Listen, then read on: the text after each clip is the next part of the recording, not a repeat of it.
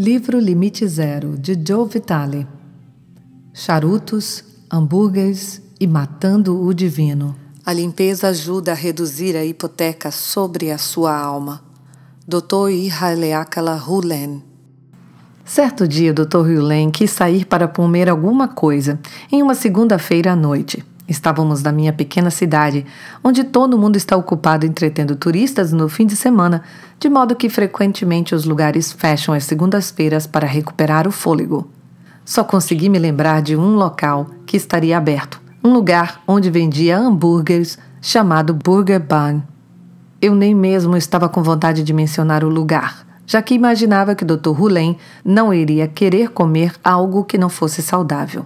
Além disso, devido à minha mudança de estilo de vida e aos meus novos hábitos alimentares, eu nem mesmo ousava passar perto de um lugar que vendesse fast food. Mas mesmo assim, eu mencionei para o Dr. Hulen. "Eu adoraria comer um hambúrguer", exclamou ele, obviamente entusiasmado. "Tem certeza?" perguntei. "Claro, adoro um bom hambúrguer." Fomos então para o Burger Barn e estacionei o carro. Entramos e nos sentamos. O cardápio não continha muitas opções de comidas saudáveis. "Quero um cheeseburger de 2 andares no pão branco", pediu o Dr. Hulen. Fiquei boquiaberto. Na minha opinião, aquela comida era precursora de um ataque do coração.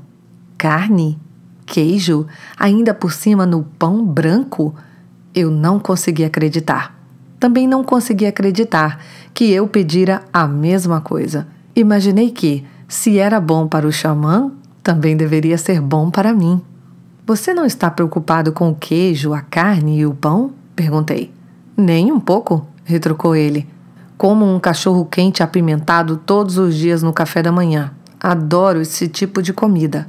"Mesmo?" "O que é perigoso não é a comida", explicou o Dr. Hulen, "e sim o que você pensa a respeito dela." Eu ouvira esses comentários antes, mas jamais acreditara nele. Eu pressupunha que o sólido sobrepujasse o pensamento, mas talvez eu estivesse errado. Ele prosseguiu explicando o seguinte: Antes de comer qualquer coisa, digo mentalmente para a comida: eu te amo. Se estou trazendo qualquer coisa para esta situação que faria com que eu me sentisse mal enquanto estivesse comendo você, não é você. Não é nem mesmo eu. É algo que ativa aquilo pelo que estou disposto a ser responsável. Em seguida, saboreio a refeição, porque agora a comida está purificada. Uma vez mais, o discernimento do Dr. Hulen me surpreendeu e me despertou. Eu passara tanto tempo lendo a respeito de problemas de saúde e advertências sobre a comida que não conseguia apreciar um simples hambúrguer. Decidi então fazer uma limpeza. Quando a comida chegou, eu a comi com grande prazer. "Este é o melhor hambúrguer que já comi", disse Dr. Hulen. Ele estava tão impressionado que pediu para falar com o cozinheiro e em seguida agradeceu ao homem. Este não estava acostumado a que as pessoas elogiassem os seus hambúrgueres fritos em uma grande quantidade de óleo, de modo que não soube o que dizer. Nem eu. Fiquei ansioso quando mostrei a minha casa para o Dr. Hulen. "Tenho charutos na sala de ginástica. Parece irônico eu me exercitar de manhã e fumar à noite. Mas a minha vida é assim." Entretanto, eu estava preocupado com a possibilidade de o Dr. Hulen fazer algum comentário sobre o fato de eu fumar. Mostrei a ele os meus diferentes tipos de aparelhos, fotografias de fisiculturistas famosos nas paredes e os certificados que recebi dos concursos de preparo físico dos quais participei. Tentei mantê-lo afastado dos charutos que estavam sobre um banco, mas ele reparou neles. "O que é isso?" perguntou. "Charutos", respondi com um suspiro. "Você fuma quando se exercita?" "Não, eu fumo à noite", expliquei. "É a hora em que medito. Eu me sento no terraço, fumo e sinto gratidão pela minha vida." O Dr. Hulen ficou em silêncio por um momento. Eu esperava que ele começasse a enumerar todas as estatísticas que mostram por que fumar faz mal à saúde. Finalmente ele disse: "Acho lindo." "Você acha?" perguntei. Acho que você deveria fumar um charuto com o seu Panos. Como assim? Tirar uma foto ao lado do meu carro com um charuto na mão? Pode ser, mas eu estava pensando em você fumar enquanto dá um polimento no carro ou tira o pó dele. Achei que você ia me ridicularizar por fumar. Acabei confessando a ele. Uma pessoa leu o meu blog e viu que eu mencionava charutos e me escreveu dizendo que eu estava colocando toxinas no meu corpo e causando dano a mim mesmo. Imagino que essa pessoa nunca tenha ouvido falar no costume dos índios norte-americanos de passar o cachimbo da paz, comentou ele, ou em como fumar em muitas tribos é um rito de passagem e também uma maneira de estabelecer um vínculo, compartilhar e ser uma família. Eu estava novamente aprendendo que o segredo para o Dr. Rulen é amar todas as coisas. Quando fazemos isso, a coisa se modifica. Fumar faz mal quando achamos que faz mal. Os hambúrgueres são nocivos quando achamos que eles são nocivos.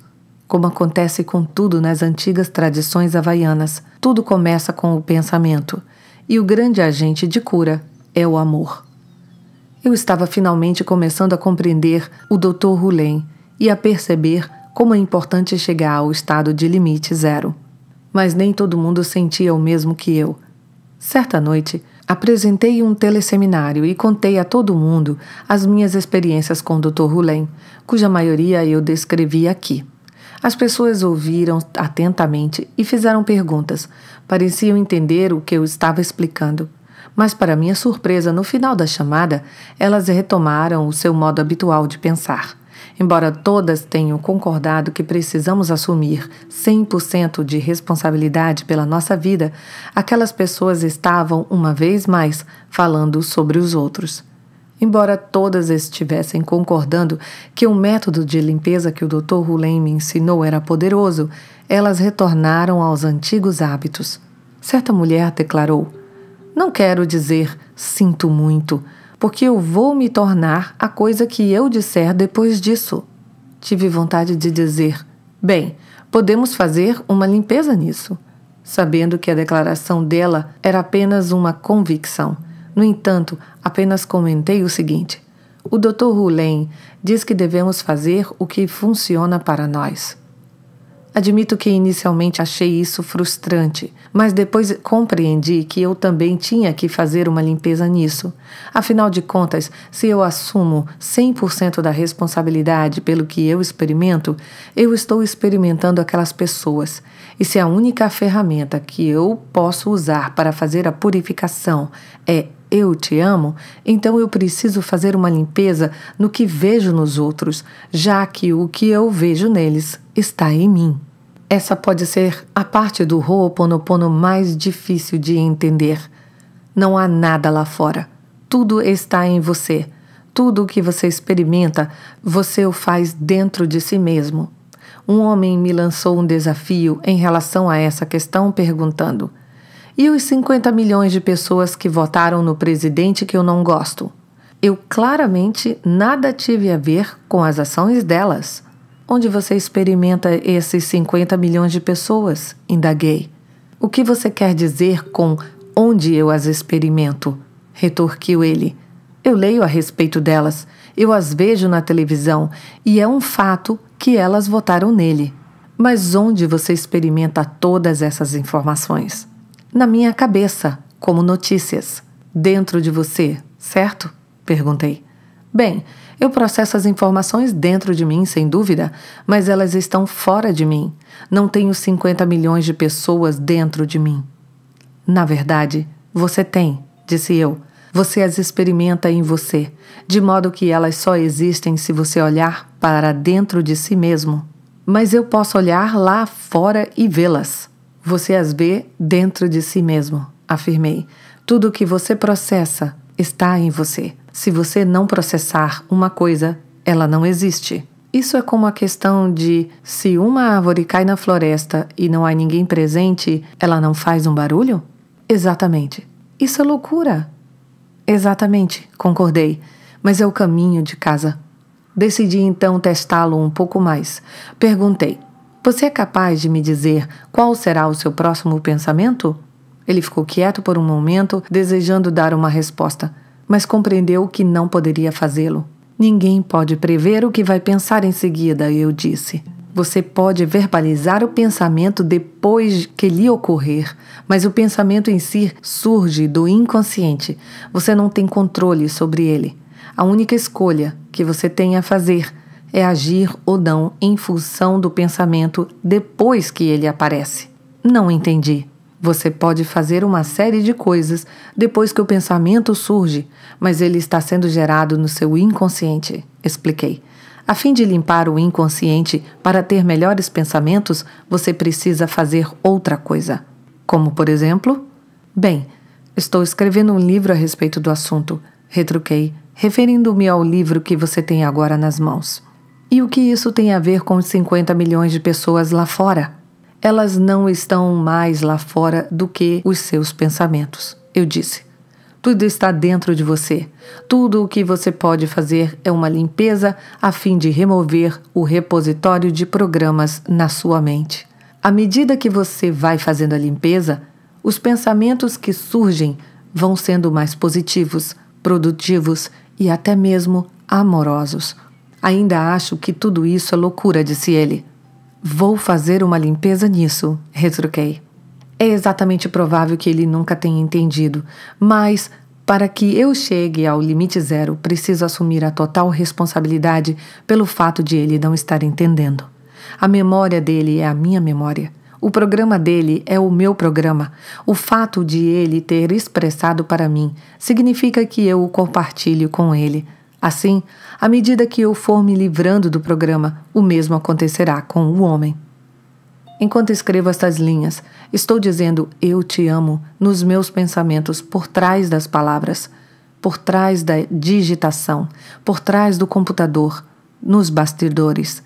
O fato de eu dizer eu te amo enquanto trabalho, escrevo, leio, me divirto, converso ou penso é a minha tentativa de purificar, apagar e eliminar tudo entre mim e zero.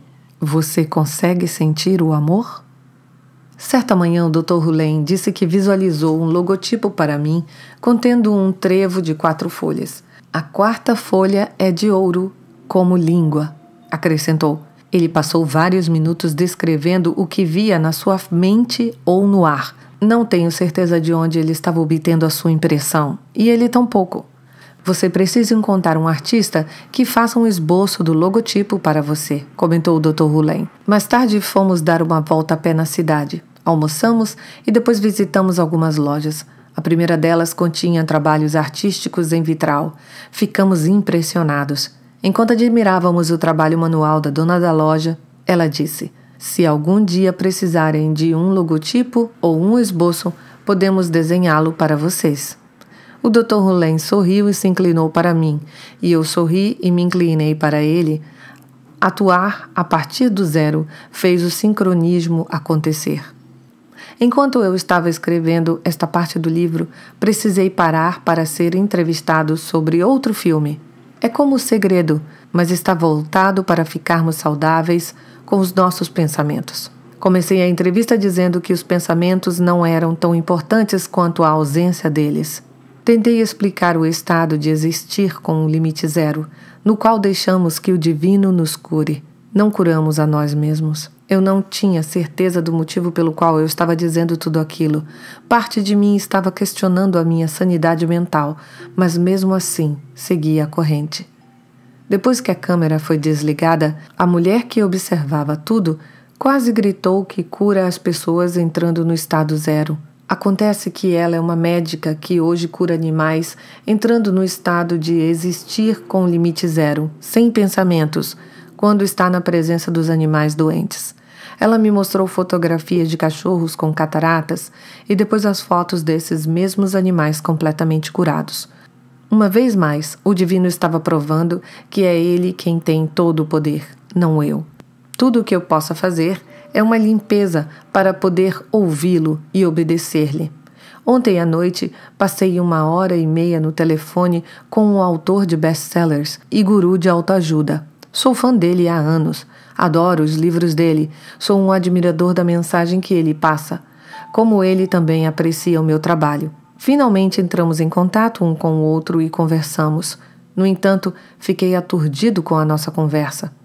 Esse especialista em desenvolvimento pessoal me descreveu uma horrível e verdadeira história dos mais recentes anos da sua vida.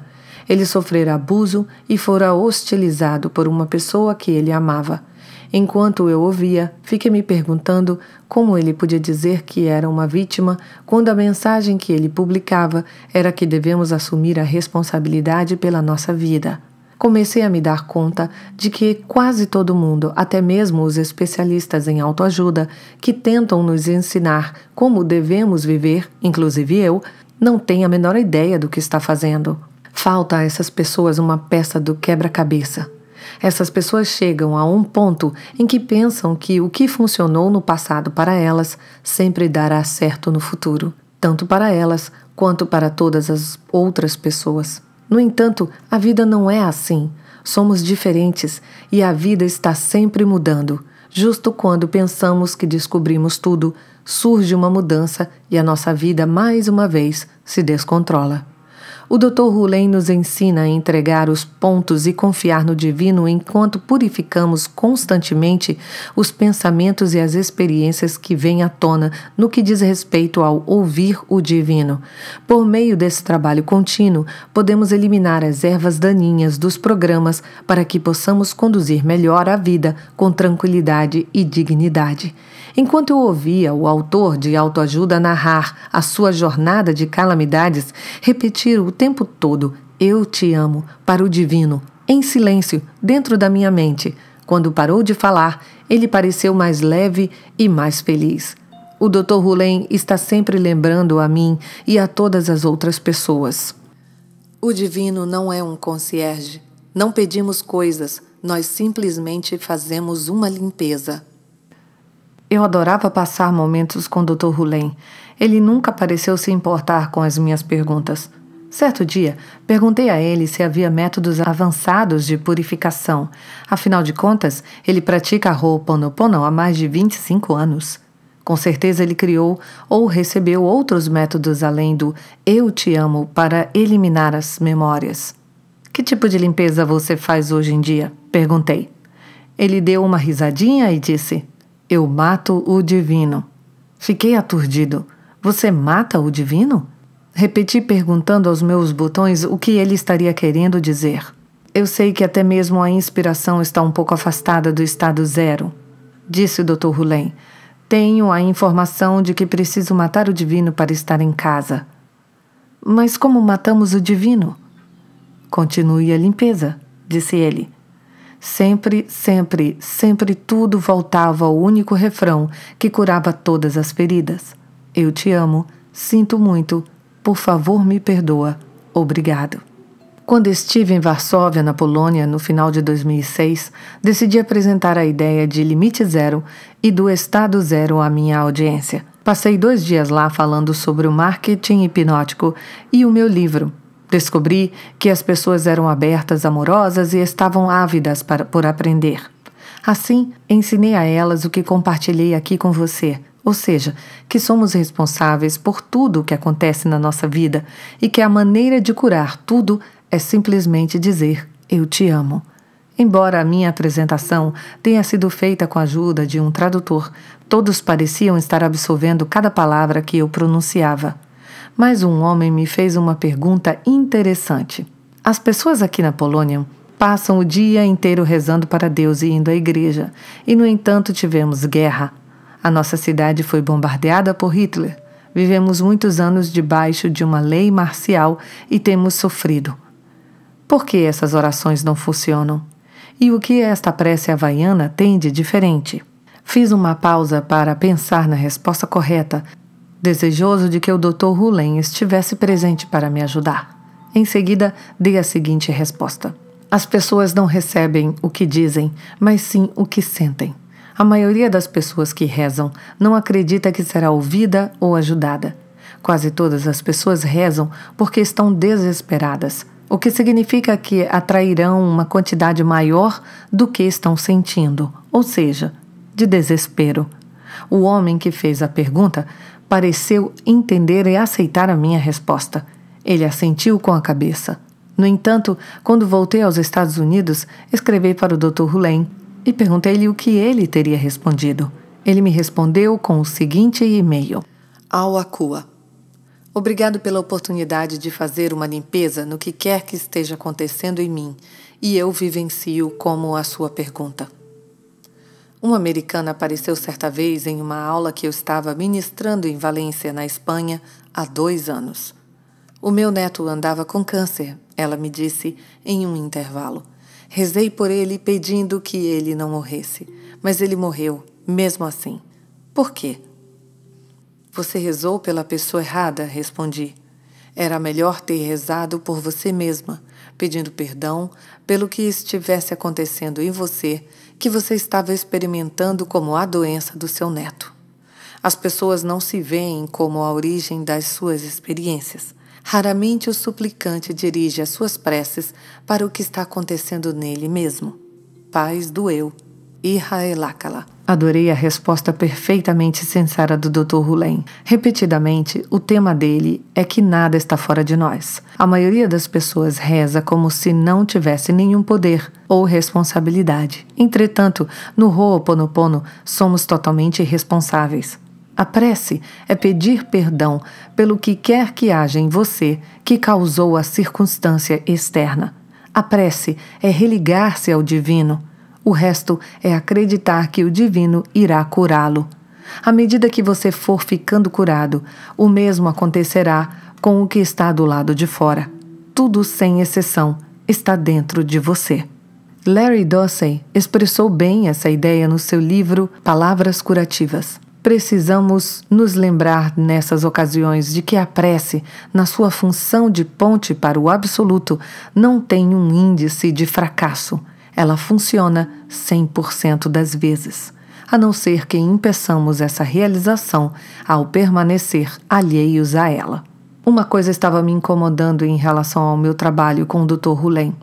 À medida que eu continuava a crescer e ter novas ideias, comecei a ficar preocupado, achando que todos os meus livros anteriores estavam incorretos e iriam introduzir as pessoas ao erro. Em um dos meus livros, por exemplo, elogiei o poder da intenção. Agora, anos depois de escrever o livro, eu sabia que a intenção era um divertimento do tolo, um brinquedo do ego, e que a verdadeira fonte do poder é a inspiração. Eu agora também sabia que aceitar a vida é o grande segredo da felicidade e não controlar a vida. Um enorme número de pessoas, inclusive eu, estava fazendo visualizações e afirmações para manipular o mundo. Agora eu sabia que isso não é necessário. O melhor que temos a fazer é seguir a corrente enquanto purificamos constantemente qualquer coisa que apareça no nosso caminho. Comecei a me sentir como Neville Goddard. Deve ter se sentido. Neville é um dos meus autores místicos prediletos. O tema dos seus primeiros livros era que criamos a nossa realidade, transformando o sentimento em fato. Ele chamava isso de A Lei em livros como A Lei e a Promessa. A lei dizia respeito à nossa capacidade de influenciar o mundo com o sentimento. A promessa aludia à ideia de nos submetermos à vontade de Deus com relação a nós.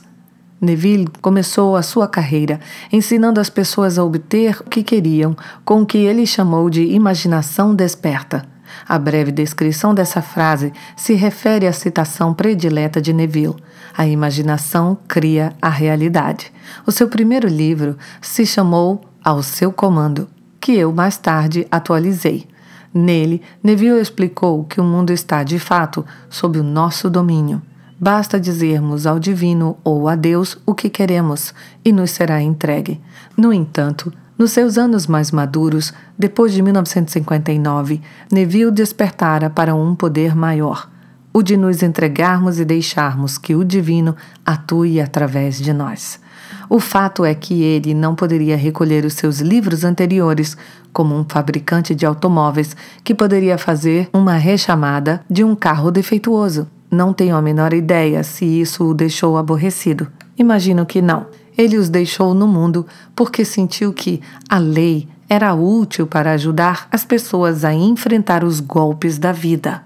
Mas eu queria fazer a rechamada dos meus livros. Eu sentia que eles estavam induzindo as pessoas ao erro. Eu disse ao Dr. Rulen que eu estava me sentindo como se prestasse um desserviço ao mundo. Os seus livros são como a escada. As pessoas se encontram em diferentes degraus ao longo do caminho. Os seus livros falam com elas onde elas estão. À medida que elas usam um determinado livro para crescer, ficam prontas para o seguinte. Você não precisa fazer a rechamada de nenhum livro. Todos são perfeitos, explicou o Dr. Rulen. Enquanto eu pensava nos meus livros, em Neville, no Dr. Rulen e em todos os leitores do passado, do presente e do futuro, tudo que pude dizer foi: sinto muito, por favor me perdoa, obrigada, eu te amo. Purifique, purifique, purifique.